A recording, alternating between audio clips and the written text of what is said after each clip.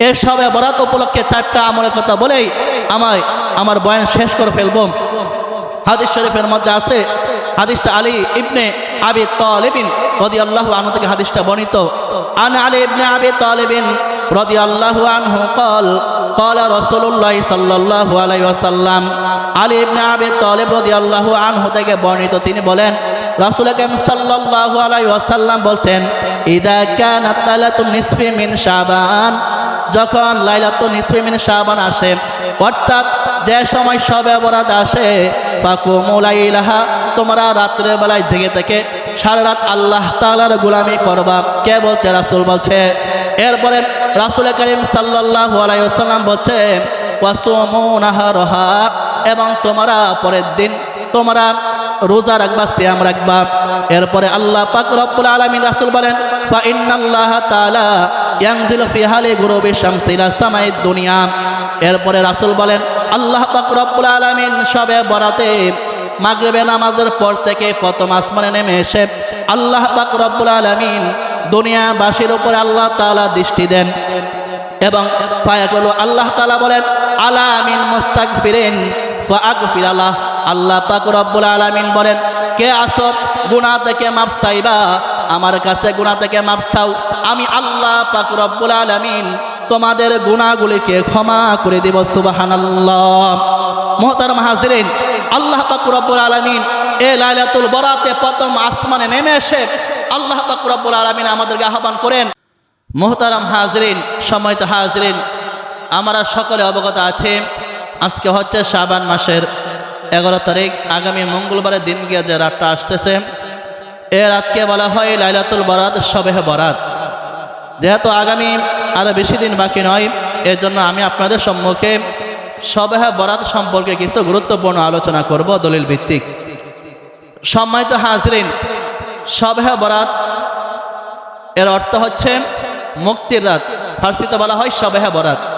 শবে মানে হচ্ছে রাত, আল বারাত শব্দের অর্থ হচ্ছে মুক্তি, মুক্তির রাত। যেহেতু আল্লাহ পাক রব্বুল আলামিন শবে বরাতে অগণিত অসংখ্য মানুষদেরকে আল্লাহ পাক রব্বুল আলামিন ক্ষমার ঘোষণা করে থাকেন, এই জন্য এ রাতকে বলা হয় শবে বরাত।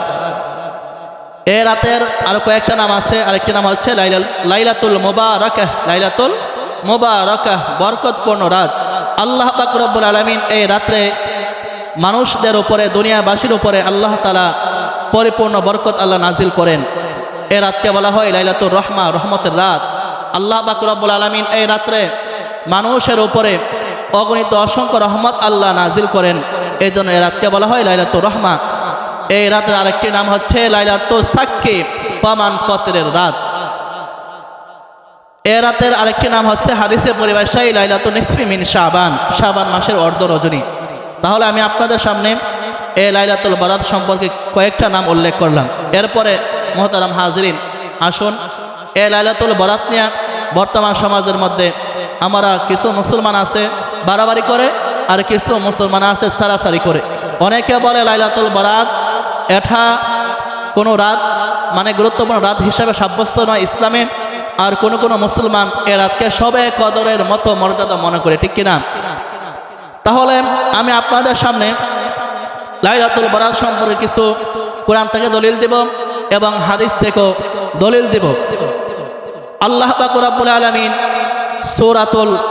সূরাতুদ দুখানের 3 নম্বর আয়াতে আল্লাহ পাক রব্বুল আলামিন বলেন, ইন্না আনজালনাহু ফি লাইলাতিন মুবারাকাহ ফি লাইলাতিন মুবারাকাতিন ইন্না কুন্না মুনযিরিন।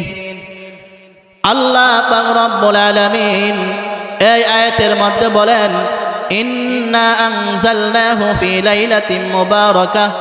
আল্লাহ পাক রব্বুল আলামিন লাইলাতিন মুবারাকাহ, বরকতপূর্ণ রাত্রে আল্লাহ পাক রব্বুল আলামিন কুরআন নাজিল করছেন। মুহতারাম হাজিরিন, লাইলাতুল মুবারাকাহ, আল্লাহ পাক রব্বুল আলামিন বলছেন বরকতপূর্ণ রাত্রে আল্লাহ তাআলা কুরআন নাজিল করছেন। এই লাইলাতুল মুবারাকাতার কি উদ্দেশ্য? সূরাতুদ দুখানের মধ্যে আল্লাহ পাক রব্বুল আলামিন যে বলছে বরকতপূর্ণ রাত্রে আল্লাহ কুরআন নাজিল করছে, লাইলাতুল মুবারাকাহ, বরকতপূর্ণ রাত্রে। রাত দ্বারা কোন রাত উদ্দেশ্য এ নিয়ে একতলাফ হয়ে গেছে। প্রখ্যাত তাবে মুফাসসির হযরত ইকরিমা রাহমাতুল্লাহি আলাইহি এবং মুফাসসিরিনদের একটি জামাত বলছে লাইলাতুল মুবারাকা দ্বারা উদ্দেশ্য হচ্ছে শবে বরাত উদ্দেশ্য। এটা হচ্ছে এক নম্বর। দুই নম্বর হচ্ছে আল্লামা নববী রহমাতুল্লাহি আলাইহি এবং মুফাসসিরিনদের অধিকাংশ জামাত বলছে এখানে লাইলাতুল মুবারাকা দ্বারা উদ্দেশ্য হচ্ছে শবে কদর। আল্লাহ পাক রব্বুল আলামিন সূরাতুল কদরের মধ্যে স্পষ্ট ভাষায় আল্লাহ বলছে ইন্না আনজালনাহু ফি লাইলাতুল কদর। আল্লাহ পাক রব্বুল আলামিন কোরআনকে নাযিল করছেন শবে কদরে। এই জন্য আল্লামা নববী রহমাতুল্লাহি আলাইহি এবং মুফাসসিরিনদের অধিকাংশ জামাত বলছে আল্লাহ পাক রব্বুল আলামিন কোরআনকে নাযিল করছে শবে কদরে। তাহলে এখন ইখতিলাফ হয়ে গেছে। মুফাসসিরিনদের একটি জামাত অধিকাংশ বলছে আর আল্লামা নববী রহমাতুল্লাহি আলাইহি বলছে আল্লাহ কোরআন নাযিল করছেন শবে কদরে। আর প্রখ্যাত তাবি মুফাসসির হযরত ইকরিমা রাহমাতুল্লাহি আলাইহি এবং মুফাসসিরিনদের একটি জামাত বলছে আল্লাহ পাক রব্বুল আলামিন কোরআন নাযিল করছেন হচ্ছে শবে বরাতে। এখন এই ইখতিলাফের সমাধান হচ্ছে আমি দুইটা উত্তর দেব। এর মধ্যে এক নাম্বার উত্তর হচ্ছে আল্লাহ পাক রব্বুল আলামিন শবে বরাতে কোরআন নাযিল করার সিদ্ধান্ত করছেন, আল্লাহ নাযিল করবেন চূড়ান্ত সিদ্ধান্ত করছেন শবে বরাতে। আর লাইলাতুল কদরে আল্লাহ পাক রব্বুল আলামিন কোরআন নাযিল করা আল্লাহ তাআলা শুরু করে দিয়েছেন। এটা হচ্ছে এক নম্বর জবাব। দুই নম্বর জবাব হচ্ছে আল্লাহ পাক রব্বুল আলামিন শবে বরাতে কোরআনকে আল্লাহ পাক রব্বুল আলামিন লাউহে মাহফুজ থেকে প্রথম আসমানে আল্লাহ পাক রব্বুল আলামিন নাযিল করছেন। আর প্রথম আসমান থেকে আল্লাহ পাক রব্বুল আলামিন লাইলাতুল কদরে আল্লাহ তাআলা রাসূল করিম সাল্লাল্লাহু আলাইহি ওয়াসাল্লামের উপরে রাসূলের মাক্কি জীবন 13 এবং মাদানী হচ্ছে 10। রাসূল নবুয়ত প্রাপ্ত হওয়ার পরে 23 বছর জিন্দেগিতে আল্লাহ পাক রব্বুল আলামিন প্রথম আসমান থেকে দাপে দাপে বিভিন্ন সময়ে বিভিন্ন ঘটনাকে কেন্দ্র করে আল্লাহ তাআলা কোরআন নাযিল করা শুরু করছেন প্রথম আসমান থেকে লাইলাতুল কদরে। তাহলে ইখতিলাফের সমাধান হয়ে গেছে। তাহলে আল্লাহ পাক রব্বুল আলামিন শবে বরাতে কোরআন নাযিল করার সিদ্ধান্ত করছেন এবং নাযিল করা বাস্তবায়ন করছেন শবে কদরে। তাহলে লাইলাতুল শবে বরাতকে একেবারে বাদ দেওয়া যাবে না যে কোরআনের মধ্যে শবে বরাত সম্পর্কে কোনো আলোচনা নাই, আল্লাহ তাআলা কোনো কিছু বলে নাই, এরকমভাবে বলা যাবে না। যেহেতু এক শ্রেণীর উলামায়ে কেরাম বলছেন শবে বদর এই লাইলাতুল মুবারাকা সূরাতুদ দুখানের 3 নম্বর আয়াতে ফি লাইলাতুল মুবারাকা দ্বারা উদ্দেশ্য হচ্ছে শবে বরাত। এর জন্য এটা কোরআন দ্বারাও প্রমাণিত হয় এক শ্রেণীর উলামায়ে কেরাম বলছেন। মুহতারাম হাজিরিন, হাদিস শরীফের মধ্যেও আছে দলিল শবে বরাত যে এটা গুরুত্বপূর্ণ রাত। হাদিস শরীফের মধ্যে আছে, হাদিসটা হচ্ছে রাশিদ ইবনে সাদ থেকে বর্ণিত। আন রাশিদ ইবনে সাদ রাদিয়াল্লাহু আনহু আন্নান নবিয়্য সাল্লাল্লাহু আলাইহি ওয়াসাল্লাম قال ইন্নাল্লাহা তাবারাকা ওয়া তাআলা ইয়াত্তালিউ ইলা ইবাদিহি লাইলাতান নিসফি মিন শাবান ফায়াগফিরু লিখালকিহি কুল্লিহিম ইল্লাল মুশরিকা ওয়াল মুশাহিনা।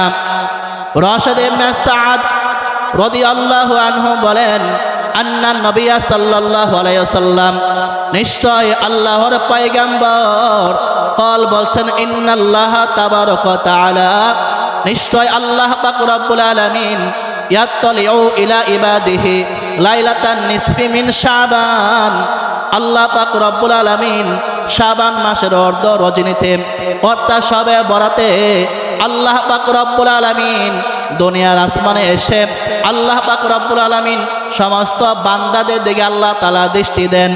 দৃষ্টি দেওয়ার পরে রাসূল বলেন ফায়াগফিরু লিখালকিহি কুল্লিহিম ইল্লাল মুশরিকা ওয়াল মুশাহিনা।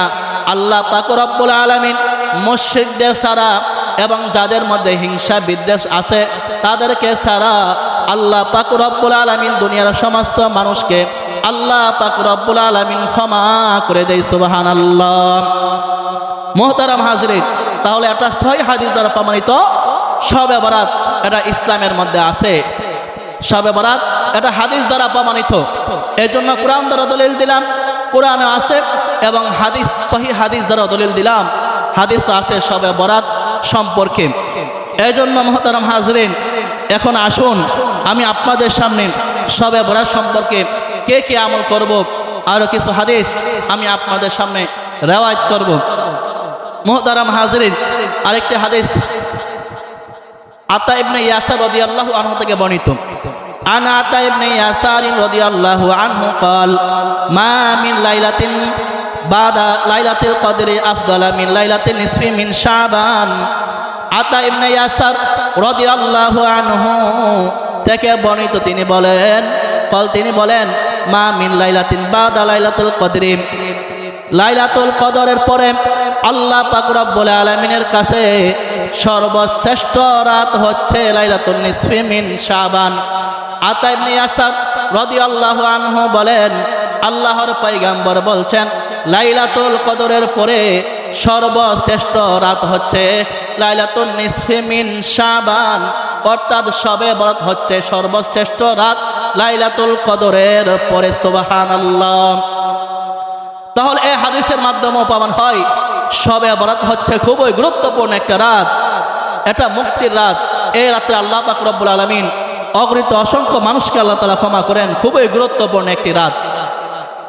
মুহতারাম হাজিরিন, এই রাত্রে আল্লাহ পাক রব্বুল আলামিন অগণিত অসংখ্য মানুষদেরকে আল্লাহ পাক রব্বুল আলামিন ক্ষমা করেন। অন্য হাদিসের মধ্যে আছে, একটা হাদিস তো বললাম, এই হাদিসের মধ্যে মুশরিকদের ছাড়া এবং হিংসুকদের ছাড়া আল্লাহ পাক রব্বুল আলামিন মানুষদেরকে, সমস্ত মানুষকে সাধারণ ক্ষমার ঘোষণা করেন। অন্য হাদিসের মধ্যে আছে মোট 8 প্রকার মানুষকে আল্লাহ পাক রব্বুল আলামিন এ রাত্রে আল্লাহ ক্ষমা করে না। মুহতারাম হাজিরিন, সম্মানিত হাজিরিন, আল্লাহ পাক রব্বুল আলামিন আল্লাহর পয়গম্বর বলছেন এই লাইলাতুল বরাতে, শবে বরাতে আল্লাহ পাক রব্বুল আলামিন মোট 8 প্রকার মানুষকে আল্লাহ তাআলা ক্ষমা করে না। এর মধ্যে 1 নম্বর হচ্ছে যারা শিরিক করে, যে সমস্ত মানুষ আল্লাহ পাক রব্বুল আলামিনের সাথে মানুষদেরকে শরীক করে, আল্লাহ তাআলার সাথে অংশীদার সাব্যস্ত করে, ওই সমস্ত শিরিক গুনাহ করেওয়ালাদেরকে আল্লাহ পাক রব্বুল আলামিন ক্ষমা করে না। আল্লাহ পাক রব্বুল আলামিন ক্ষমা করে না, এটা হচ্ছে 1 নম্বর। 2 নম্বর মানুষ হচ্ছে যে সমস্ত মানুষের মধ্যে হিংসা বিদ্বেষ আছে, তাদেরকে আল্লাহ পাক রব্বুল আলামিন ক্ষমা করে না। 3 নম্বর হচ্ছে কোনো মানুষকে অন্যায়ভাবে যারা হত্যা করে, এ হত্যাকারীকে আল্লাহ পাক রব্বুল আলামিন শবে বরাত ক্ষমা করে না। 4 নম্বর হচ্ছে বেবিচারী মহিলা এবং পুরুষ যারা অন্যায় অবিচার করে, যারা জিনা বেবিচার করে, তাদেরকে আল্লাহ পাক রব্বুল আলামিন লাইলাতুল বরাত ক্ষমা করে না। আত্মীয়তা সম্পর্কে ছিন্নকারী, তাদেরকে আল্লাহ তাআলা লাইলাতুল বরাতে ক্ষমা করে না। টাকটু নিচে কাপড় পরিধানকারীকে, যে সমস্ত পুরুষ টাকটু নিচে জামা পরে, টাকটু নিচে প্যান্ট পরে, পায়জামা লুঙ্গি টাকটু নিচে পরে, ওই সমস্ত টাকটু নিচে কাপড় পরনেওয়ালাকেও আল্লাহ পাক রব্বুল আলামিন শবে বরাত ক্ষমা করে না। এবং 7 নম্বর হচ্ছে অবাধ্য সন্তান, যে সমস্ত মানুষ, যে সমস্ত ছেলে মেয়ে পিতামাতার অবাধ্য হবে, তাদেরকে আল্লাহ পাক রব্বুল আলামিন শবে বরাত ক্ষমা করে না। 8 নম্বর হচ্ছে শরাবে অভ্যস্ত ব্যক্তি, যে সমস্ত মানুষ শরাবে অভ্যস্ত, নেশায় অভ্যস্ত, ওই অভ্যস্তকারীকেও আল্লাহ পাক রব্বুল আলামিন শবে বরাত ক্ষমা করে না। মুহতারাম হাজরিন, রাসূল 8 প্রকার মানুষকে বলছে, এই 8 প্রকার মানুষকে লাইলাতুল বরাত ক্ষমা করে না।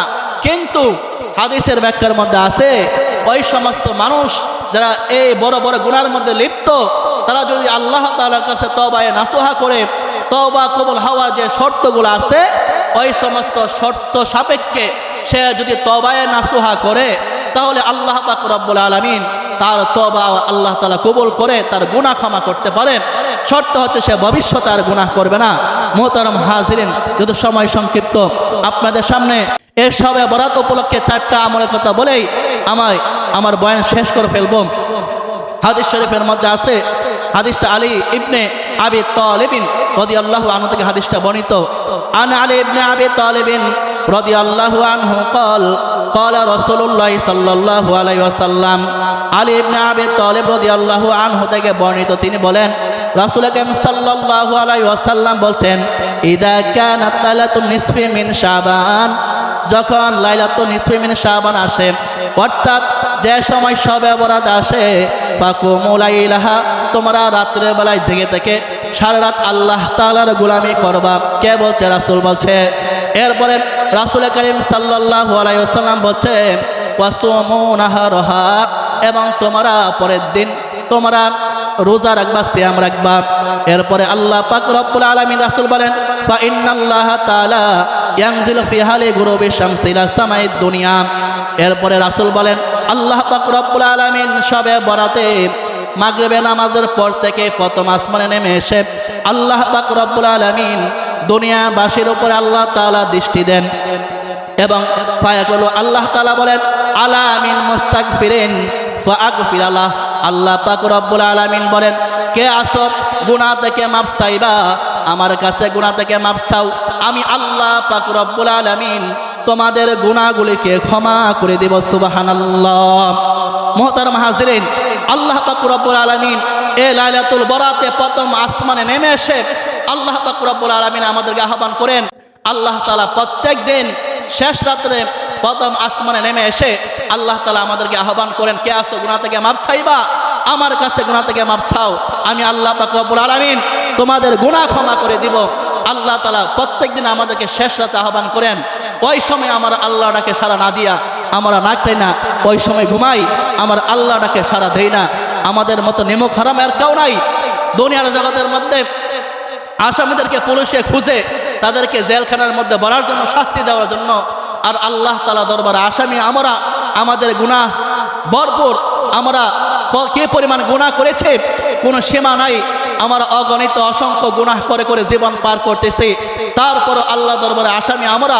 আল্লাহ আমাদেরকে খুঁজেন, আল্লাহ তাআলা আমাদেরকে মাফ করে আল্লাহ জান্নাত দেওয়ার জন্য, আল্লাহ আমাদেরকে শাস্তি দেওয়ার জন্য না, ঠিক কিনা? আল্লাহ পাক রব্বুল আলামিন গাফফার রহমান রহিম। আল্লাহ তাআলা বলেন হে বান্দা, আমি তোমাদেরকে বানাইছি, আমি তোমাদেরকে আদর করে বানাইলাম, তোমাদেরকে জাহান্নামে দেওয়ার জন্য নয়। আমি আল্লাহ পাক রব্বুল আলামিন তোমাদেরকে বানাইছি আদর কইরা, বান্দা আমি তোমাদেরকে জান্নাত দেওয়ার জন্য। আল্লাহ তাআলা সর্বদাই প্রস্তুত থাকে আমাদের গুনাহ মাফ করার জন্য। আল্লাহ আমাদেরকে আহ্বান করেন কে গুনাহ থেকে মাফ চাইবা, মাফ চাও, আমি আল্লাহ গুনাহ ক্ষমা করে দিব। অথচ আমরা প্রত্যেক দিন শেষ রাত্রে ওই দিন আমরা আল্লাহ তাআলাকে ডাকার মতো ডাকতে পারি না। মুহতারাম হাজিরিন, যত সামনে একটা রাত আসতেছে, গুরুত্বপূর্ণ রাত শবে বরাত, ওই রাতটা খুবই গুরুত্বপূর্ণ। আল্লাহ পাক রব্বুল আলামিন ওই রাত্রে মাগরিবে নামাজের পর থেকে আল্লাহ তাআলা সূর্য শবে সাদেক উদয় হওয়া পর্যন্ত আল্লাহ আমাদেরকে আহ্বান করেন। আল্লাহ রাসূল বলছে হাদিসে আলা মিন মুস্তাগফিরিন ফাগফির লাহ। আল্লাহ বলেন কে আসো আমার দরবারে গুনাহ থেকে মাফ চাইবা, গুনাহ থেকে মাফ চাও বান্দা, আমি আল্লাহ তোমাদের গুনাহ ক্ষমা করে দেব।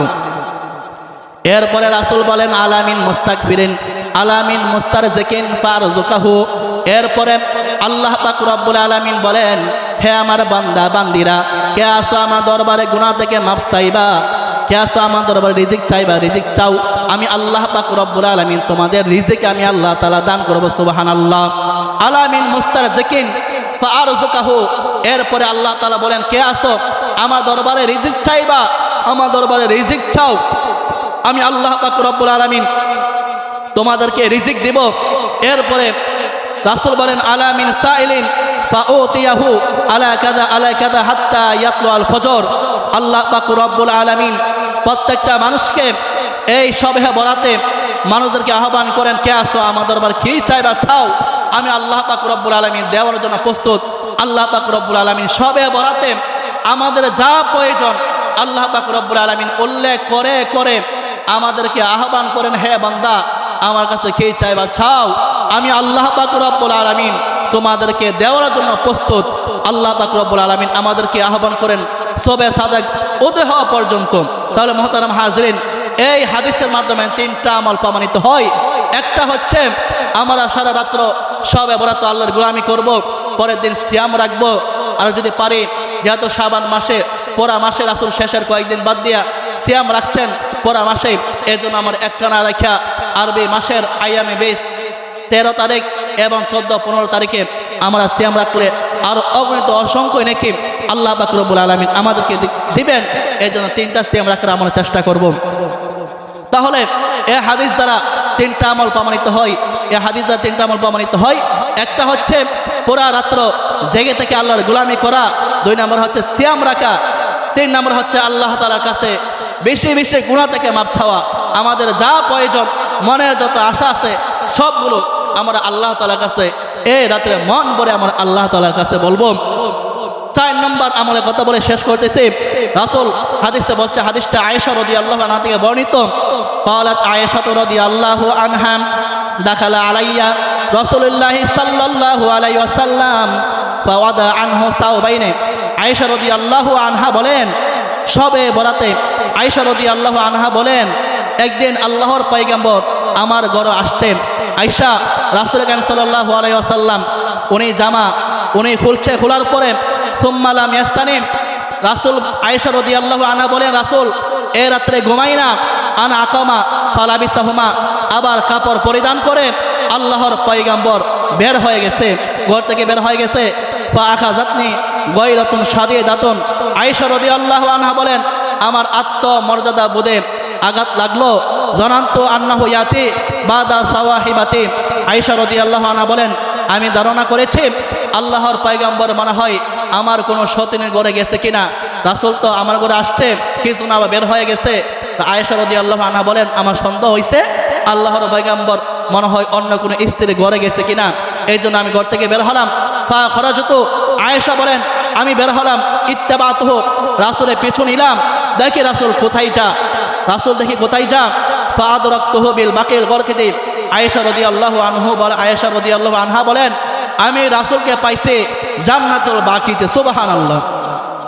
আয়েশা রাদিয়াল্লাহু আনহা বলেন, আমি রাসূলকে জান্নাতুল বাকিতে, মদিনা গুরুস্থান এ জান্নাতুল বাকিতে আমি আয়েশা রাদিয়াল্লাহু আনহা বলেন আমি রাসূলকে পাইছি। গিয়ে দেখি ইস্তাগফিরু লিল মুমিনিনা ওয়াল মুমিনাতি ওয়াশ শুহাদা। গিয়ে দেখি আল্লাহর পয়গম্বর সমস্ত মুমিন এবং মুমিনাত এবং সমস্ত শহীদ যারা শাহিদ আছে, সমস্ত জিন্দা মুর্দা, সমস্ত মুমিন মুমিনাত, সমস্ত শহীদদের জন্য আল্লাহ পাক রব্বুল আলামিনের কাছে হাত উঠাইয়া আসমানের দিকে কান্না করে করে দোয়া করতেছে। আয়েশা রাদিয়াল্লাহু আনহা বলেন, এরপরে আমি রাসূল কারীম সাল্লাল্লাহু আলাইহি ওয়াসাল্লামকে দেখে আমি দাঁড়ায় গেলাম। রাসূলের দোয়া দেখে, দোয়া শেষ করে রাসূল কারীম সাল্লাল্লাহু আলাইহি ওয়াসাল্লাম পিছনে তাকায় দেখলেন আয়েশা রাদিয়াল্লাহু আনহাকে। আয়েশা রাদিয়াল্লাহু আনহা বলেন, ওই সময় রাসূল আমাকে দেখে বলেন, হে আয়েশা তুমি কি জানো আজকে রাতটার নাম কি? আয়েশা বলেন, আমি হে আল্লাহর পয়গম্বর আমি জানি না, আজকের এই রাতের কি গুরুত্ব আমি জানি না। তখন আল্লাহর পয়গম্বর বলছে, হে আয়েশা রাদিয়াল্লাহু আনহা শোনো, আজকে হচ্ছে লাইলাতুল বারাত, এটা গুরুত্বপূর্ণ রাত। এই রাত্রে আল্লাহ পাক রব্বুল আলামিন, এই রাত্রে আল্লাহ পাক রব্বুল আলামিন অগণিত অসংখ্য মানুষদেরকে আল্লাহ পাক রব্বুল আলামিন লাইলাতুল বারাতে ক্ষমার ঘোষণা করে থাকেন। সুবহানাল্লাহ।